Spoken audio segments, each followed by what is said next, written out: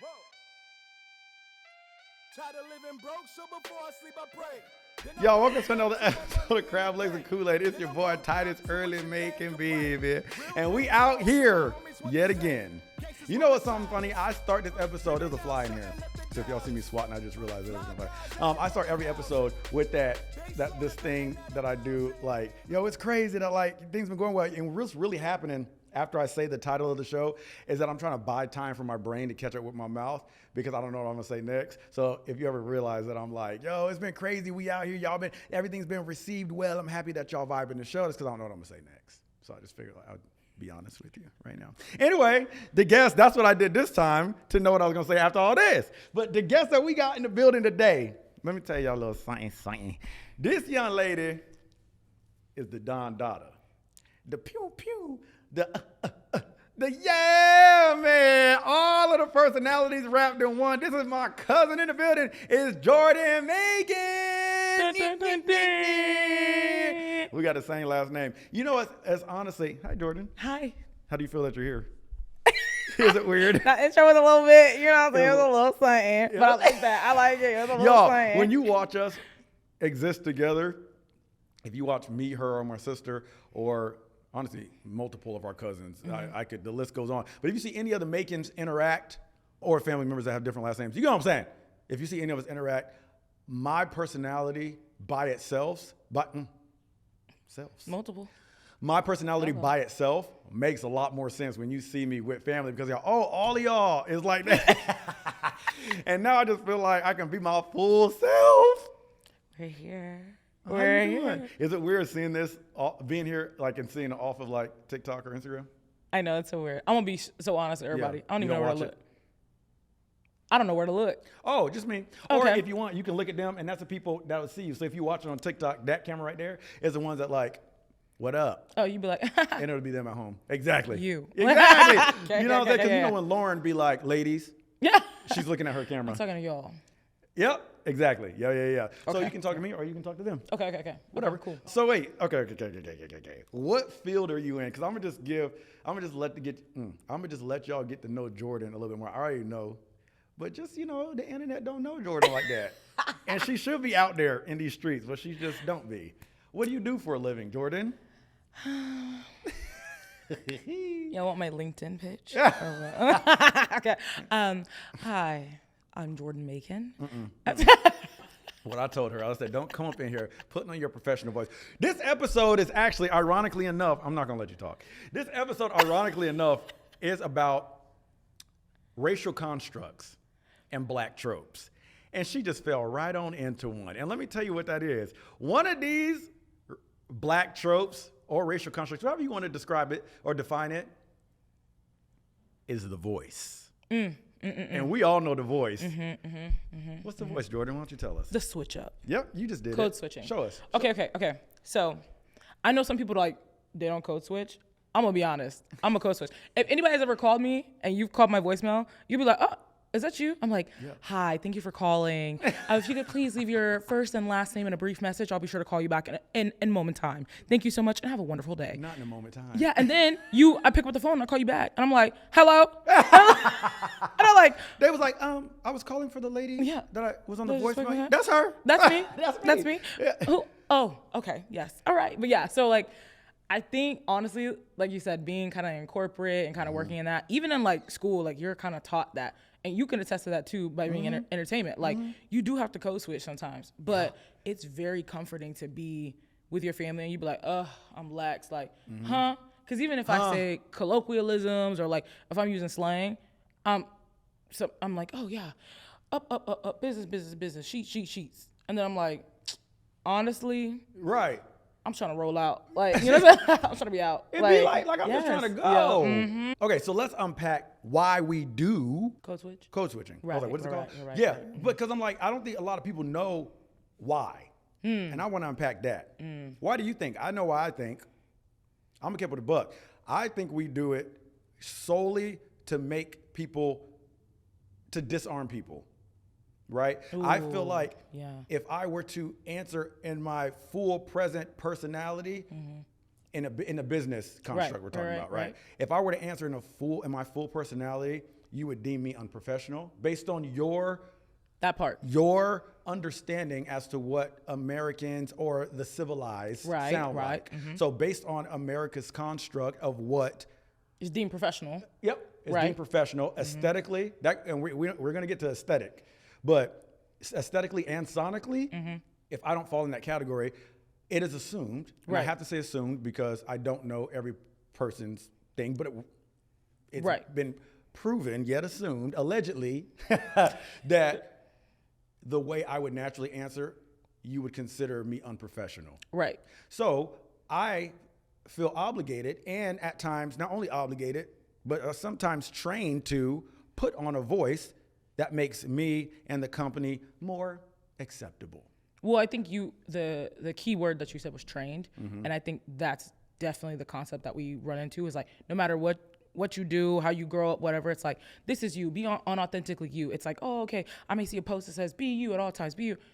That's not true. Yeah, that's not true. Because it's like, be you, but then the moment you see that, then it's like, oh, okay, this is deemed professionalism, right? It's like, okay, you need to be poised. You need to be high, high cheekbones. You need to have good posture. Like, you need to be like, yeah, 1 + 1 is 2, But like you said, it's kind of just being black. Like, it's a disarming thing of like, if I say any kind of slang or anything, then you immediately, that 7-second elevator pitch, you're like, I don't know if I'm going to qualify them for anything higher or something. It's like, oh, they're not quite there. And then that takes us to the next topic as to why is slang and or a different rhythm of speaking, whether like talking like, I don't know, slurred of any sort of accent, why is it deemed essentially less intelligent?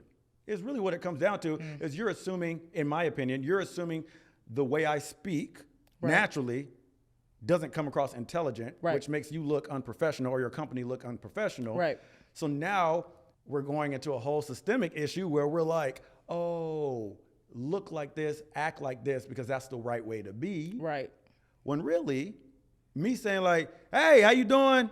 Yeah. Hey, how you doing? Thank you for calling. It should be about the energy and the personality and the vibe, right? Where it's like, no, I met a beautiful person. They're a wonderful person. Yeah. How did you say that? As opposed to, oh, I feel more comfortable because I spoke to Chad on the phone. Yeah. I got to sound like Chad in order for you to feel comfortable. Well, I think there's like exceptions to that because I think it goes into cultural as well. Like there sometimes seems like it's acceptable if you're Southern, like obviously coming from the South. Right. Like if you're like deep Southern and you be like, hey y'all, hey honey, like that's deemed acceptable. You'll be like, oh, they have a Southern twang. It's okay, but they can still be professional. Right. But if it slips, it's like, it's okay. But if you're like Hispanic, you know what I mean? If you say like, oh, maybe it's a language barrier or something, you don't totally understand like how the word should come across, and you're like, I don't really know how to say it. It may be deemed acceptable. But if I come across and I'm like, ain't, y'all, or like, what you mean? Not what you mean, what do you mean, but what you mean, all of a sudden it's deemed, like, it's like, you're not professional. Like, why is it that you have to choose what's acceptable and what's not? The slang that the average, I guess, Southern Caucasian person is learning is acceptable. If I'm like, hey, y'all, that's slang. Not, hey, you guys, right? But if I say, what up, folk?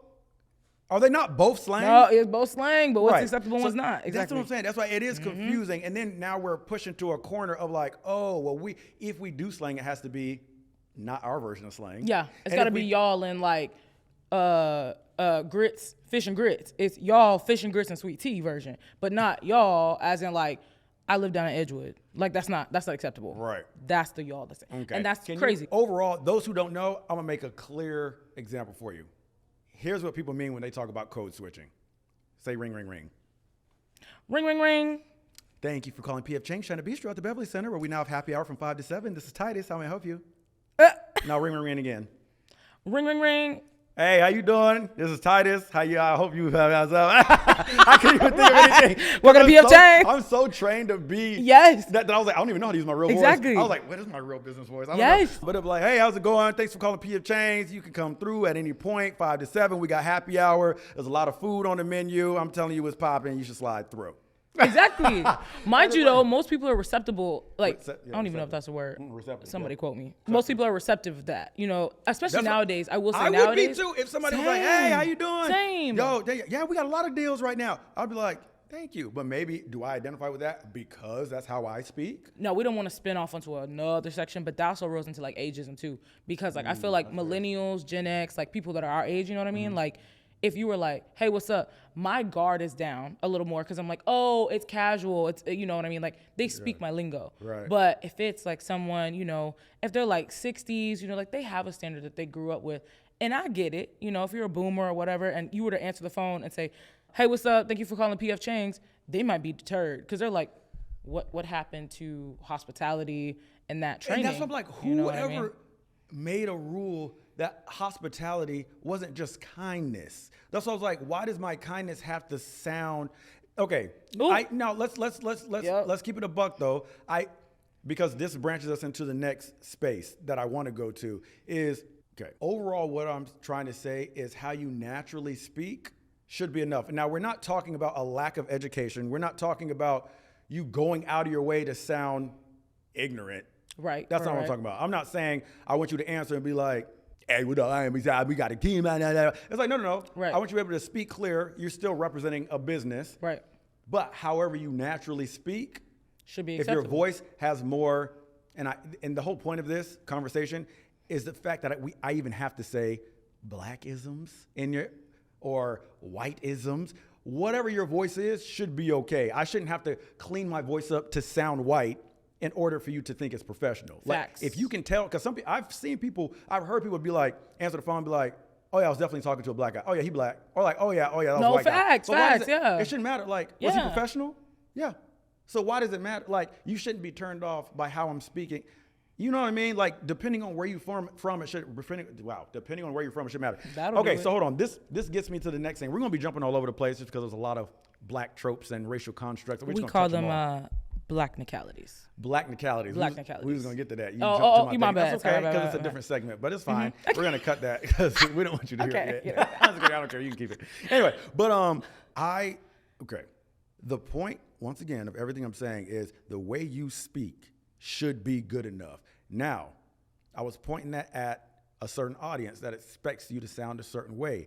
Now, that same thing exists on the flip construct. And what I mean by that is even in black community, because if I'm coming for people, I'm coming for everybody. Come on. It's like, on my white side, it's like, "Oh, you wanted me to sound a certain way. Oh, you can digest that."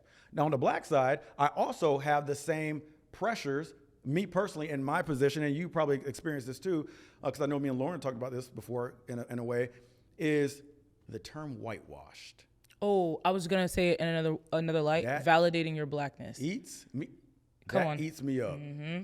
Okay. Yeah. The term whitewash, for those who don't know, is when you're black or another ethnicity that's not white, and people classify you as whitewashed because you enunciate, because your mannerisms are a little bit more poised. I don't know, like a little bit more.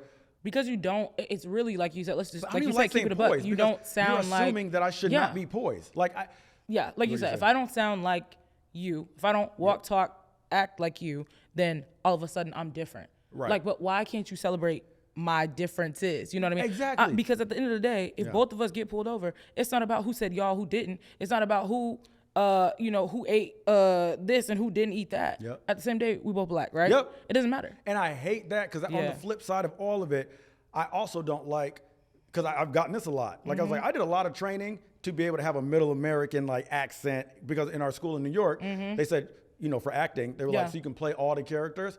Learn how to just be middle American, because sometimes one day I might need to play a politician, right? Yeah. And I need to be able to reach in my bag and be able to speak however I want to speak. But I've been called like, "Oh, you sound white. Oh, you whitewashed." And I'm like, but hold on, because what does that mean? So you're saying that black people are just to sound one way? Because I don't go to a white person and say, "You sound country washed," or like, No. "You sound British washed." Yeah, you don't like I'm say like, that, but they yeah. get to be any type. They get to speak however they're raised to speak. Yeah. Okay. Now, unless they're like putting on a whole like hood energy, whatever. Yeah. But like, I'm just enunciating, Right. Exactly. and that's whitewash. So that I lose black points because I enunciated? Come on. But I think honestly, I think that's something within our culture too. Like, why do we do that to each other? You know, like that to me, that's just another way of us breaking each other down. Yeah. Like, why is it like, oh my gosh, okay, so you enunciate like, oh, now I'm calling you whitewashed. Well, let's not. Well, how did you say that? Like, right. You know, we real quick to correct somebody if they miss Valentine's. Valentine. Say it with me now. T-A-N. Oh, V-A-L. Wait, spell it again. Hold on. Valentine's. Valentine's. Because Times.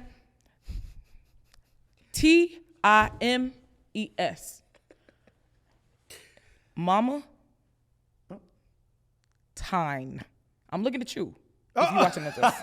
Actually, all my uncles and aunts. You know what sends me? Time. It is time. And you know what sends me? This is something that ain't got nothing to do with ethnicity. When people say, my buddy Ian says it. He literally goes, "I'm gonna." Huh? Like, I was gonna say this about. I'm gonna paint the house tomorrow. Who's I? Ein. Like, ein instead of I'm gonna. If you're gonna say gonna, that's fine. Everybody says gonna, slang, whatever. But he says I'm gonna, and that sends me. I'm like, I'm. He'd be like, yeah, I'm gonna. No, he conjugated I ain't. That's crazy. No, we getting real lazy. But anyway, but no, black to the back to the whitewash, because that has been one of the things that I feel like I'm gonna go on and tie it on into the industry here too, on the entertainment side. Mm-hmm. That sends me because it bleeds over into how we're depicted on screen. And I feel like, and I could be wrong, but I would imagine there's an audience that agrees with me. And I've talked to Lauren about it before too, as she's an actress as well. And I'm like, where are the me's? Yeah. On TV.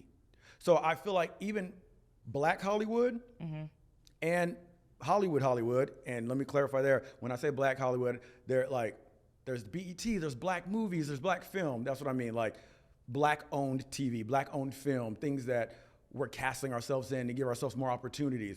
But there's a standard of how Black you have to be in Black Hollywood. And I experienced that as an actor, where it's like I fall right in the middle, and it's come to a point where I call it digestibly Black, right? Ooh, so I call it like Michael B. Jordan, digestibly Black. He's not too hood, he's not too suited up, he's not Carlton, and he's not Ice Cube. Right. He's right in the middle to where it's like, oh, the white people are like, oh, I'm not alarmed. He's attractive. He's calming. And the Black people are like, oh, I see myself in him. He's like right in the middle. But the problem with that's beautiful for him. Right. But the problem with, and like Will Smith, all them, in my opinion, fall right in the digestibly Black. Yeah. Where they can like suit up and be like, hey, how's it going? Right. You know, but they're still a little edgy enough to play the hood guy.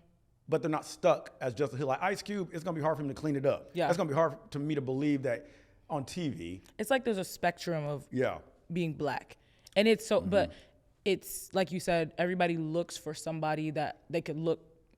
How do I say this? Everybody looks for themselves and someone else. You know what I mean? And like you said, you're looking for like, I'm who's for me? myself. You're that. You're like you're fashionable, but you're like undeniably you. Like you got that whimsical. Like right now, what avidly online, like everything on TikTok is like being whimsical. Like I lean into like when there's an Andre 3000 out there. Yeah. I'm like, oh, I see myself. Or like for the female version of me, I would imagine like an Issa Rae. You know what I'm saying? Where it's like insecure. The whole point of that show was because it was like the awkward Black girl. Yep. If you ain't read it, read it. But it's important because the way Hollywood has depicted us has been very much, and I feel like Black Hollywood's just as guilty as this, because even on their shows, there's still the sassy Black girl or the femme fatale, the sexy new Lauren London type, or the strong Black lead, or the heavy set funny friend, or the facts.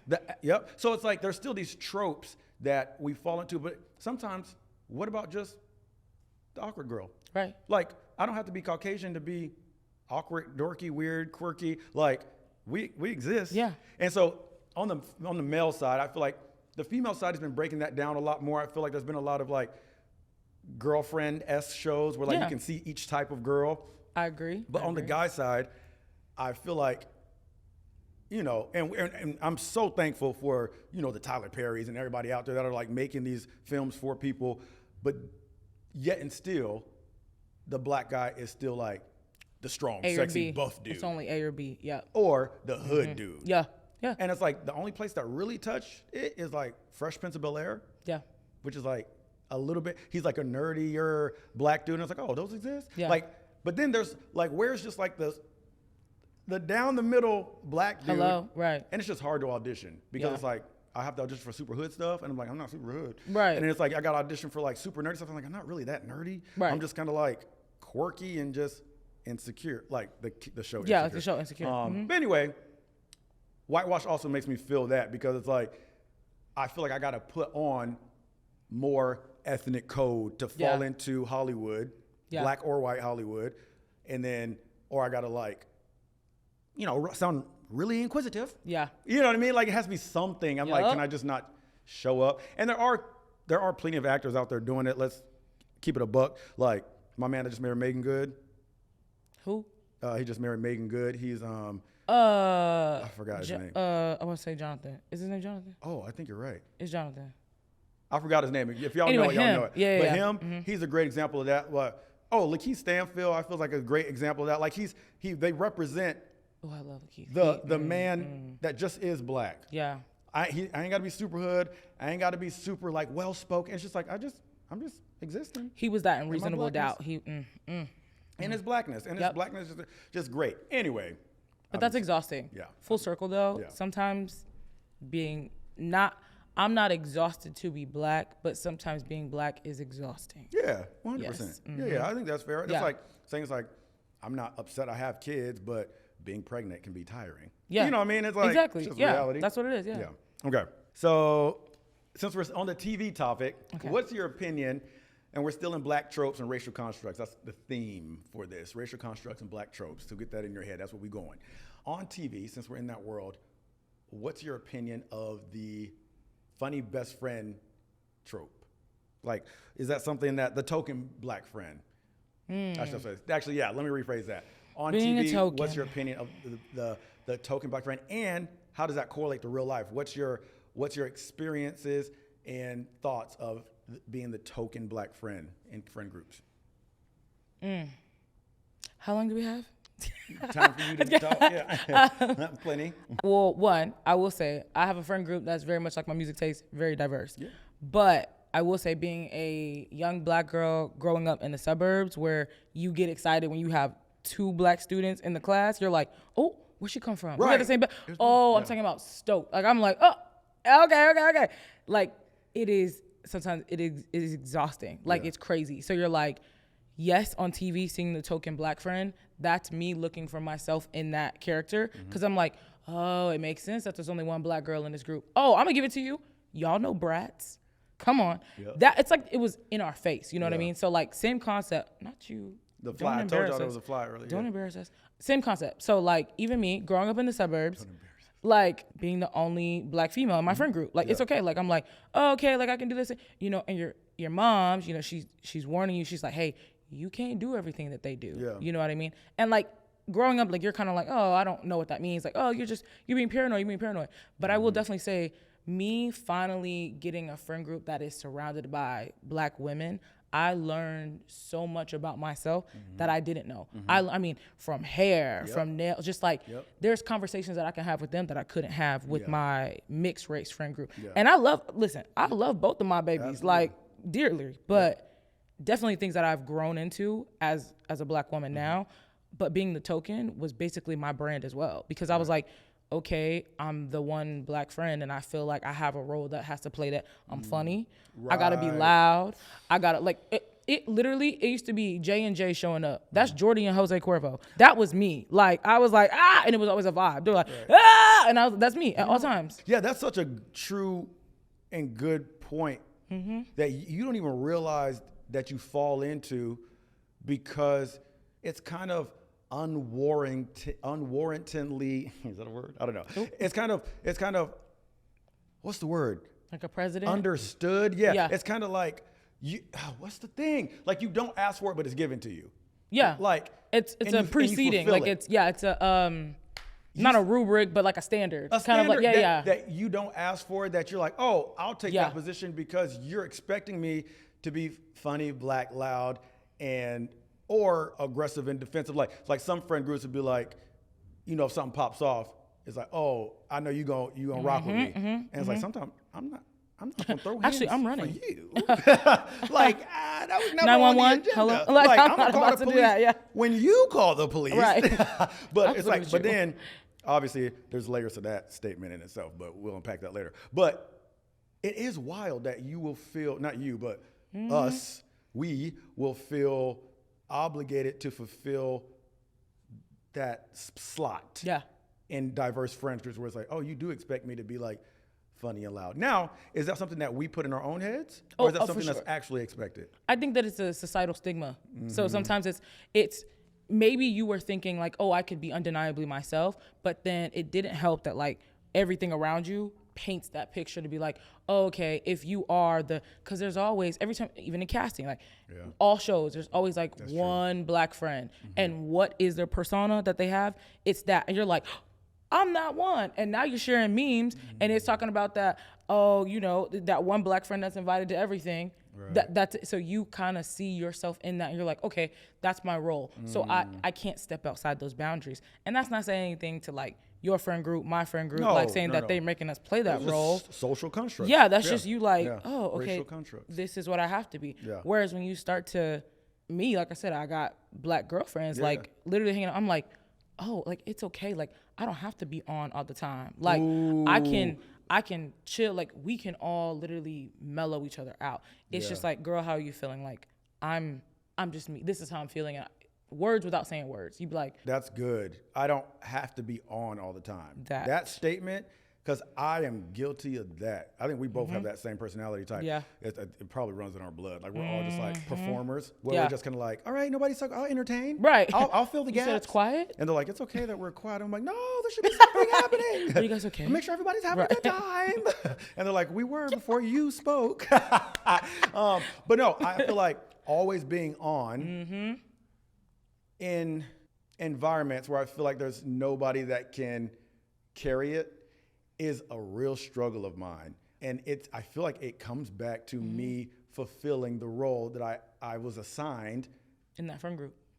Yes, like unwillingly, where I feel like I was assigned unwillingly. Yeah. So it's like, okay, let me do that thing that they expect Titus to do, which is make everybody have a good time. Right. Or like okay, they know Titus talks a lot, so let me make sure I'm keeping the ball up. Right. Because if you don't, they immediately associate it as like, what's wrong? What's wrong? Or something's wrong with you. They be and it's so like, quick to be sometimes, like, you good? And I'm like, right. Sometimes I want to show up and be mysterious. Now, do I do this to myself sometimes? Yes. I'd be like, oh, I'm going to show up with a friend group. You know, we're going to dinner. Sometimes I want to downplay it. I'm going to be like, hey guys, I'm going to be low key. The moment I connect with somebody and we have something in common, right. I'm like, hey guys, yeah, I think I'm going to get the margarita. The moment you're like, I love margaritas. I love margaritas too. Like, it's over. It's over. Yeah.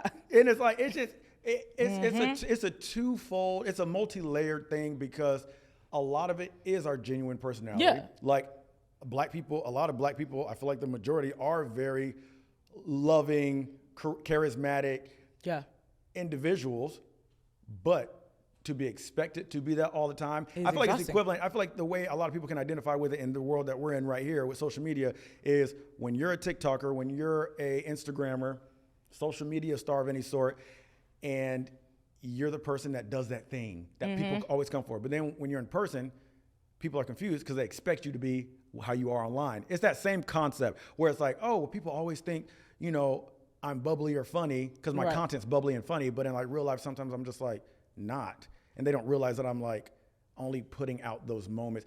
It's kind of the same concept where it's like, we are bubbly and funny and charismatic, but like we don't always have to play that role to give us significance in the friend group. Facts. Yeah.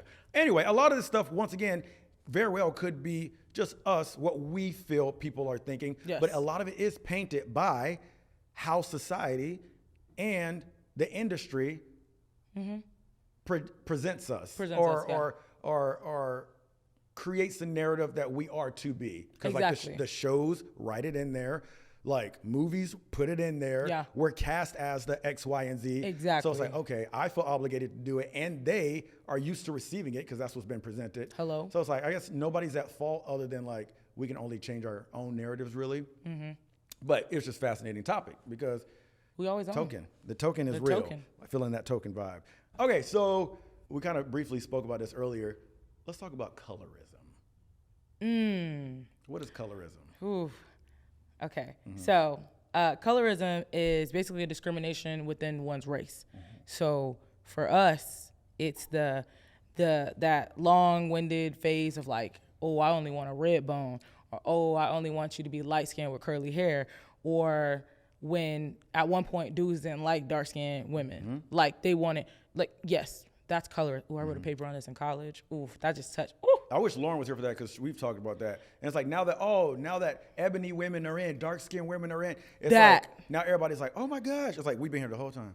Yeah, like why are you fetishizing us? Right. Like what literally. Ooh, and don't get there. Oh, don't, okay. No, because we're going to touch that too. Go ahead. And I can only speak from like my mocha kind of, you know what I mean? But like even in the family, like, so, you know, our cousin, you know what I mean? Like stunning. I remember when I think we were talking about eyebrow piercings one time, and she was like, oh, well, that would look cute on you because you're light skinned. She was like, I can't get it because I'm dark skinned. And I was like, why would you say that? Yeah, like, what do you mean? Yeah. Like, but then even realizing the same aspect of them being like, oh, I want a red bone, or listen to rappers or whatever, like, oh, I want them to be light skinned, or like, oh, you have to have dimples, you have to, like, it's projected in our own community. It's projected literally in our own, even casting for like video vixens, like you're like, again, looking for representation. Me, I don't face that necessarily because I am that in between, so it may not harm me, but then I'm like, someone who's dark skinned, their skin is rich, I'm like, oh, you're stunning. Yeah. You know what I mean? But it affects me because I'm such an empath. So I'm like, well, why are you leaving her out when she's gorgeous? Like she's stunning. Like, but I get an attaboy because I'm brighter. Right. Like I don't get it. And you're in the middle. So right, it's like, exactly. So like we've over time have made, I mean, it goes all the way back to house niggas. I was just about to say that. But so let me explain, those who are listening, let's take it back a couple ticks here. So colorism, let's just talk about in the industry, right?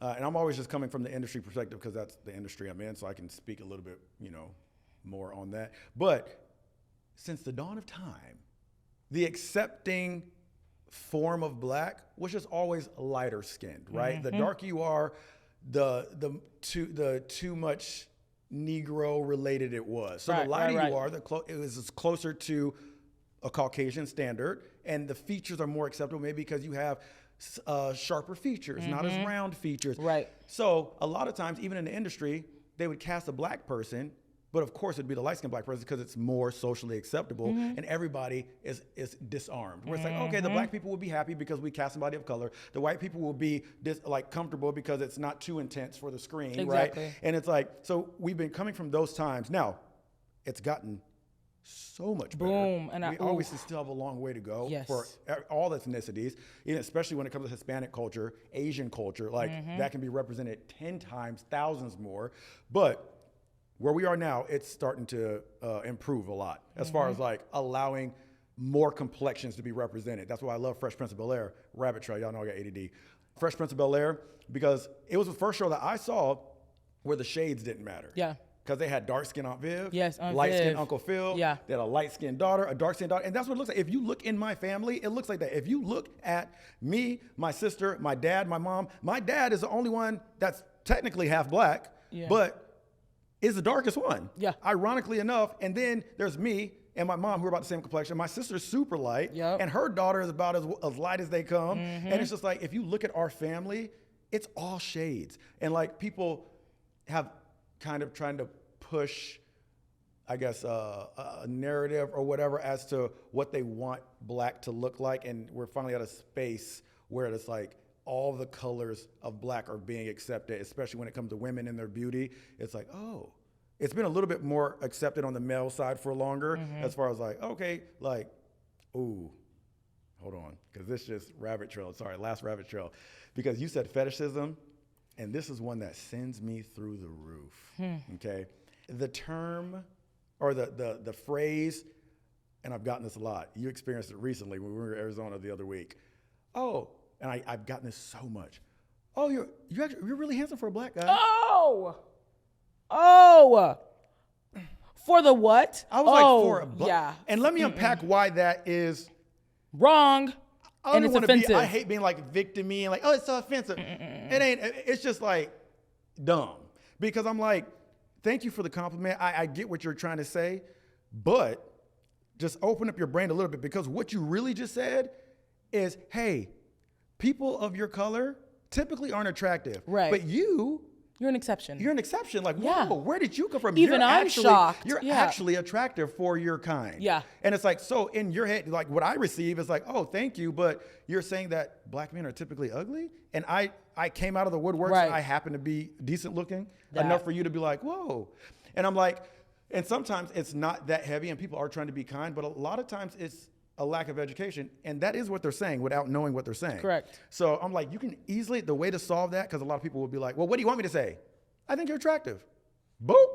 But you also, I think Yep. there's two sides to that. As a person that's giving that same compliment, you need to be receptive and understanding of why I am reacting like that. Instead of just being like, dang, why you blow up on me like that? No. Listen to me. This is what, okay, well then maybe my tone was heavy. What I'm telling you is that what you just said is not, it's a backhanded compliment. It's a backhanded compliment. It's a backhanded Yeah. compliment. It's like, And I don't want people yeah. to think that like, oh, of course, here goes another black person taking offense to everything. Right. No. It's just a loaded thing because I don't come to Yeah. you, let's say if you're Caucasian, and I'm not coming for Caucasian people, it's just, fine. Let's say you're Hispanic. And I'm include like, everyone. I'm like, oh my gosh, Yeah. you are a baddie. That's a compliment. Yeah. Or unless you take offense to the word baddie, great, then I'll adjust that. Right. But, or I come to you and I'm like, for a Latina, you are actually really pretty.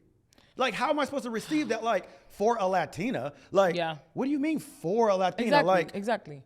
I'm just a beautiful woman. At that, well, the person I'm on. talking to. Yeah. At that point, like, just call it what it is. Yeah. Like, 'Cause why do she you have to witnessed put that. We were at dinner the other night, and one of my buddies, it wasn't his fault. No. But he was like, oh, I was talking to this girl. He was talking to a white girlfriend of his, and he was telling us what she said, and she was like, oh, he was saying that she said, yeah, Titus is actually really attractive for a black guy.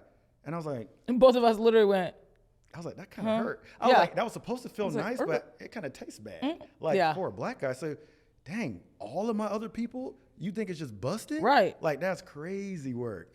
it's literally bad. Yeah, but Yeah. I mean that I don't, and like you said on the category like fetishizing with that, Yeah, sorry. like that's like, we don't, I definitely think, like you said, now the spectrum of like acceptance of being black is starting to be accepted, but I do definitely think there comes like fads, if you will, of fetishizing one tone over the other. Like now it's, okay, if I'm gonna date a black woman, she's gotta be like super dark, like, and she's gotta have like more like, I don't know, like more like African centric features. Like she's gotta have strong cheekbones and be like this, like she's gotta be eclectic. And it's like, okay, so now you only want like USDA grade black. Like you don't Not want, USDA.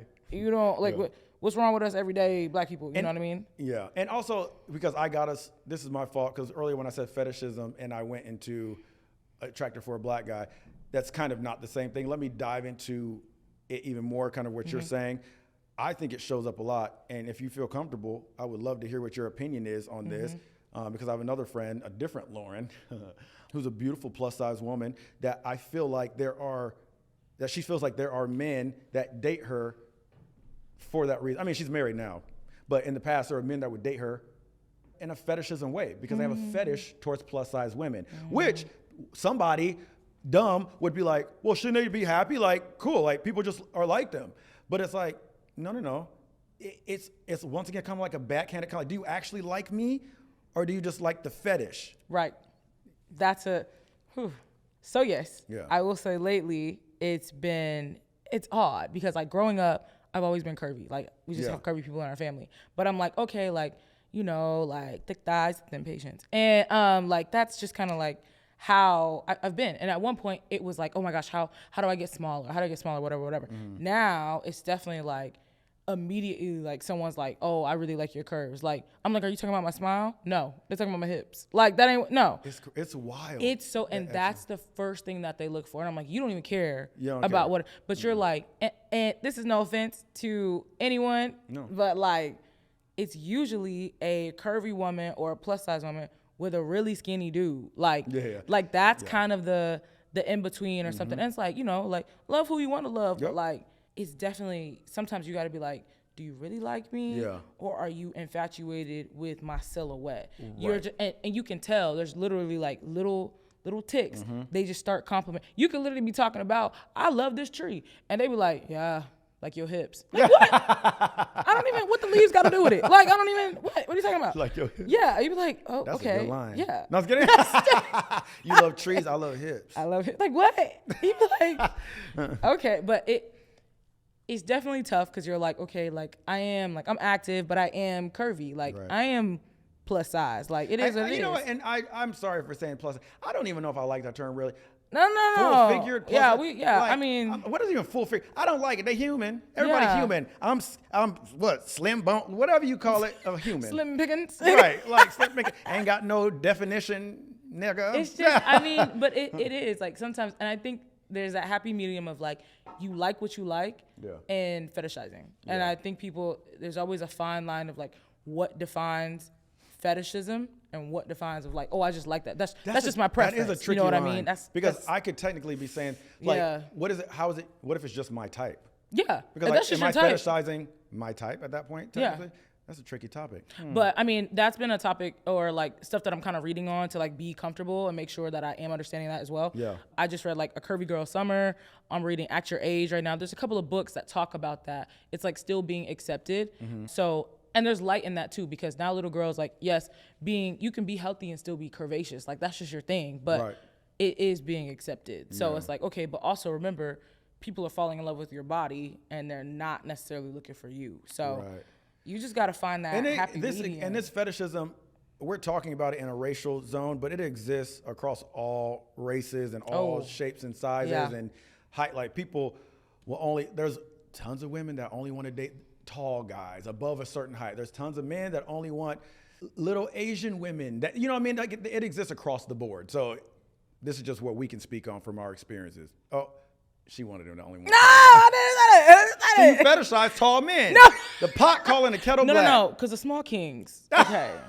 Because some of y'all still got game. Like now we are in a segment that you gave away earlier called Black Technicalities and deemed the term live in motion herself.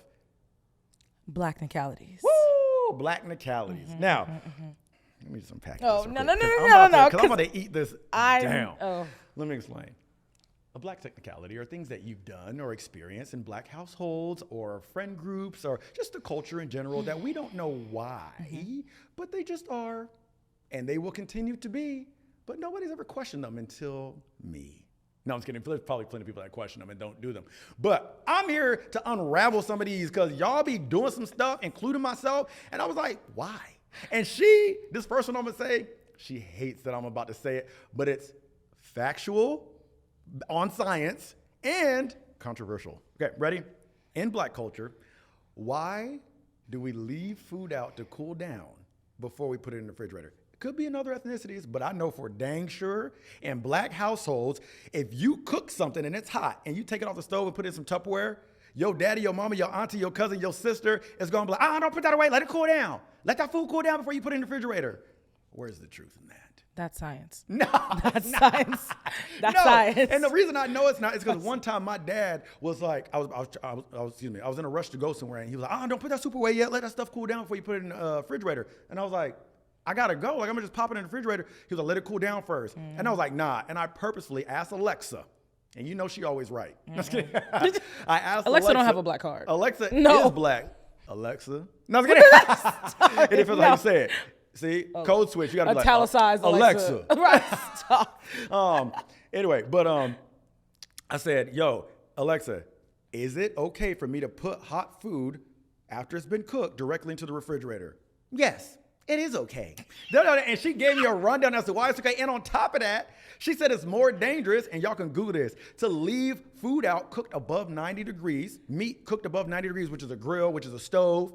If you leave it out for more than an hour, it starts collecting foodborne illnesses. So it's better to cook it and put it away, even if it's hot. And then, before you speak, the last thing I'm gonna say that really send it home is I said to my dad, I said, now hold on.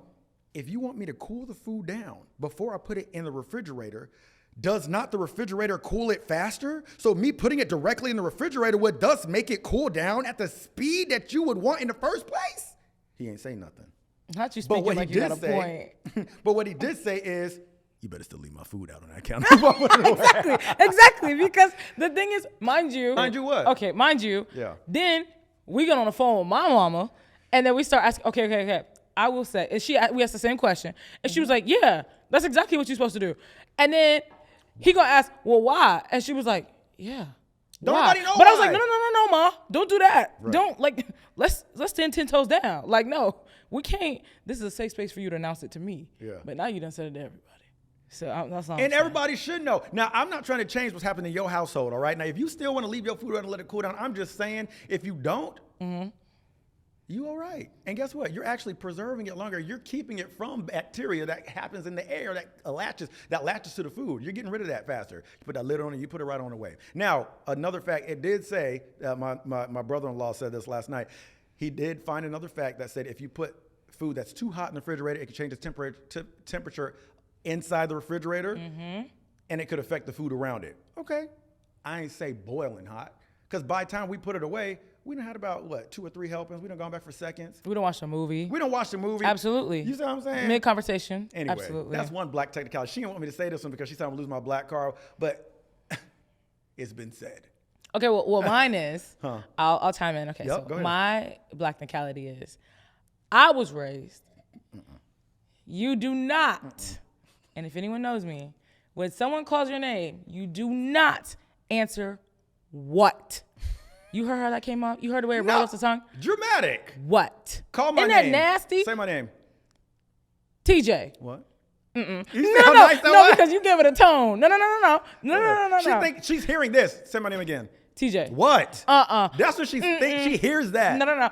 Anybody that knows me, anyone that works with me, even my team now, I do not respond to what. Do you hear the way that what comes off She's of your... saying it. Don't nobody say it like that. No, because most people, they're not just like, what? They're like, what? I will be like this. She'll be like, TJ, Titus Jr. Those y'all don't know TJ is great. Sorry, He'll be like, yeah. TJ. She'll be like, TJ. And I'll be like, what? That's not rude. I'm just saying like, huh? What? And she's That's like, gonna be- huh? Did you what me? And I'm like, No, or the silent, I'm like, I'll wait. Until you, I'll take a yes, excuse me? Like anything of a, like I don't, but a what?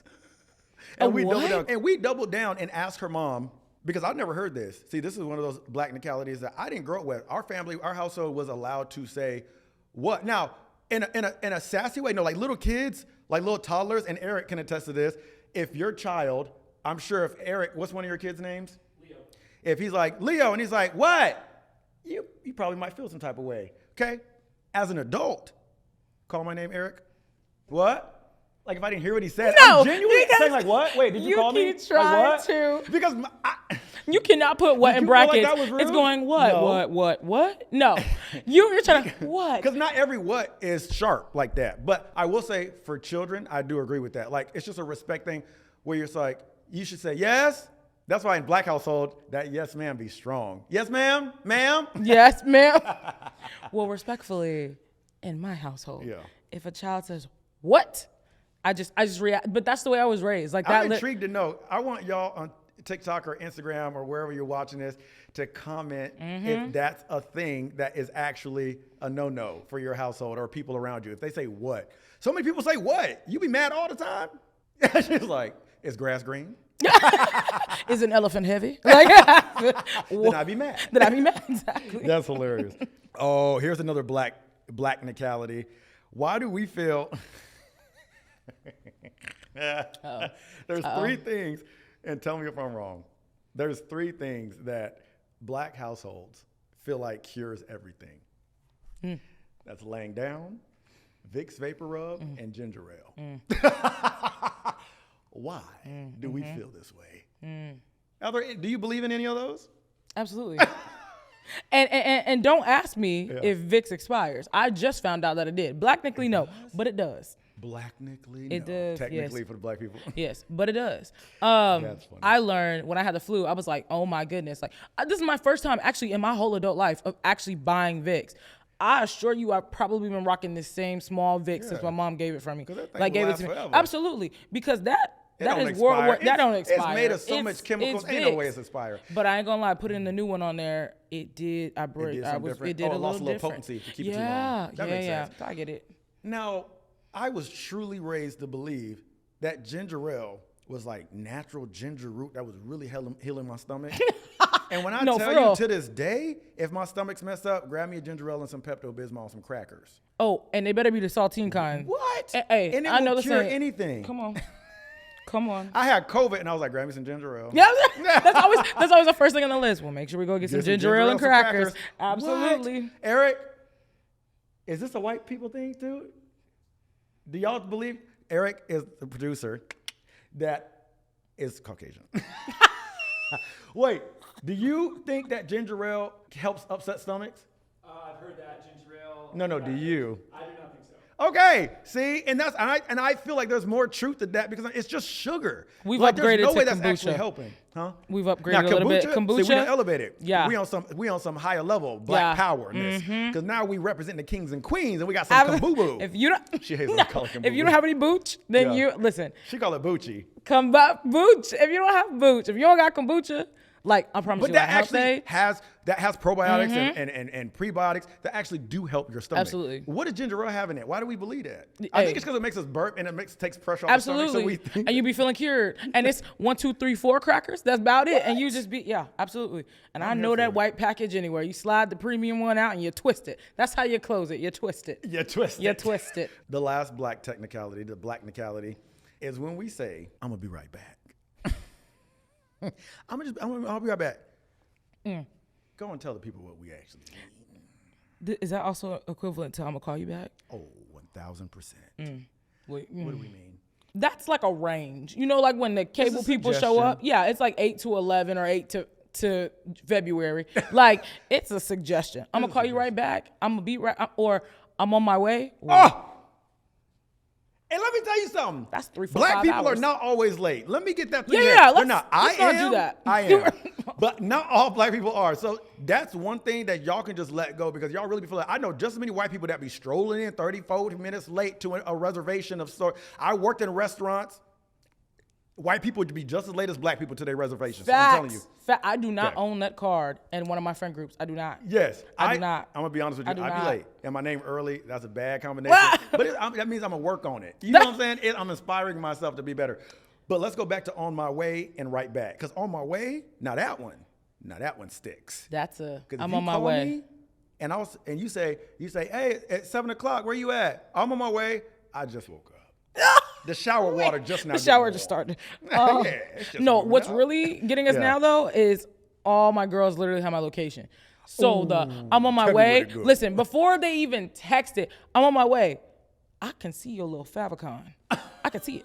It's still Not at the a house. favicon. It's still at the house. Don't be trying to say I'm on my way. Literally, as one of my friends I saw today, she was like, I just be checking on my Sims. So that's literally how they be checking on the Sims, and they're like, why are you? Are you still at the house? You still at the house? That's crazy because the reservation is now. now. I'm about 5 minutes away, and you live an hour. That's crazy work. Yeah. And you still at the dot.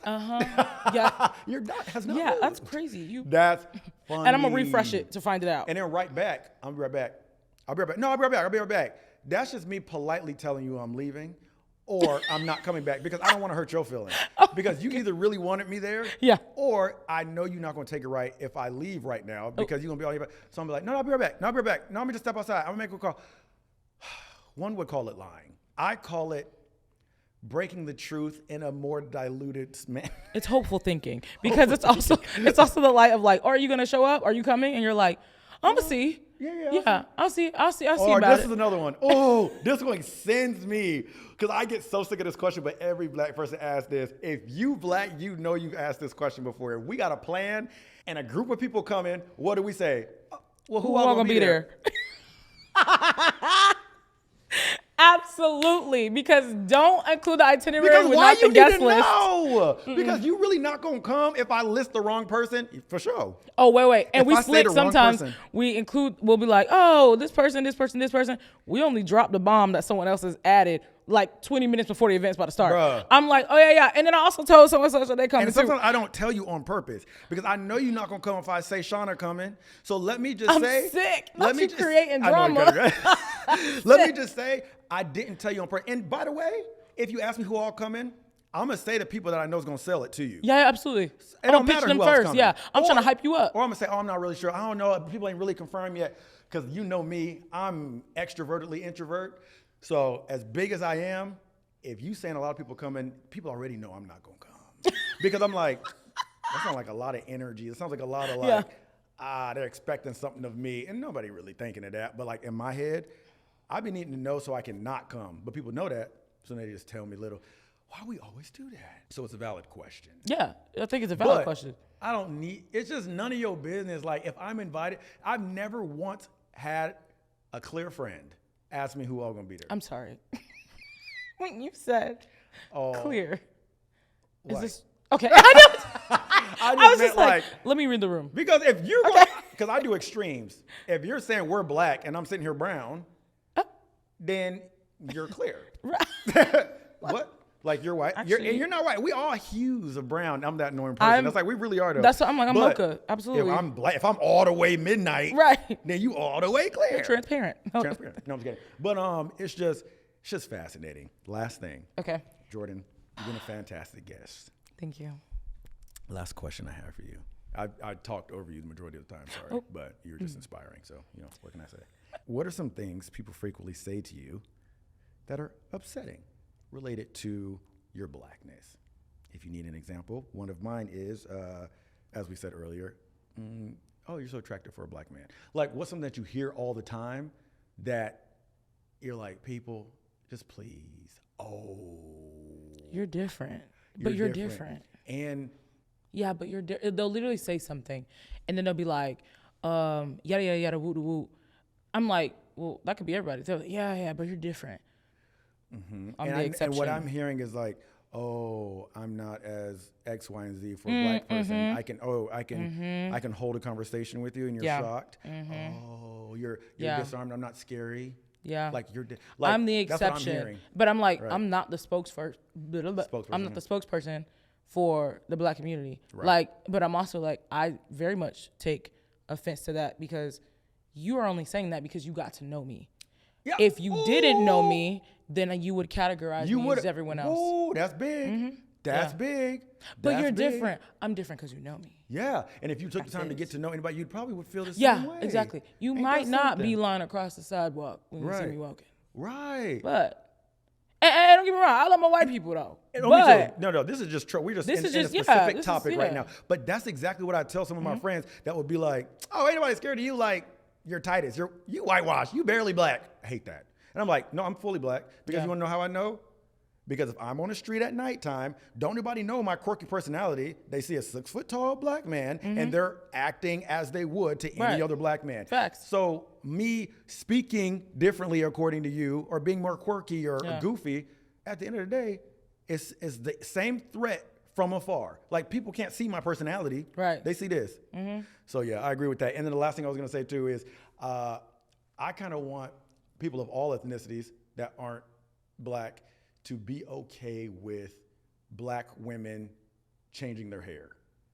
That's something that's big to me because you deal with this in your work environment where it's like sometimes it's short, sometimes it's a wig, sometimes it's not, sometimes it's long braid, sometimes it's short braid, and it's like, in the comments. That's really heavy because even now, like I just chopped my hair off in January, but I'm always switching my hair up, like always, like that's the exciting thing about being a black woman, like or anybody it's just can any do woman, it. like it's just exciting, like it's a Women, persona trait. all you know? ethnicities do it. They be having clip-ins. Y'all don't know it. There's tons of white women, Hispanic women, Asian women that wear clip-ins, tracks, extensions all the time. Go ahead, sorry. It's exciting, you know. Think about the person that you're dating. It's like I'm a new character. You don't even know. Like, who do you want? Bethany, Tiffany, who do you want? Taylor? Like, what do you want? But yes, I don't know why, but I was so anxious. I've just so anxious about changing my hair. I could do it for my community. You know, I could show my mama, I could show my friends, I could show you, super excited, make the call, hey, I chopped my hair off.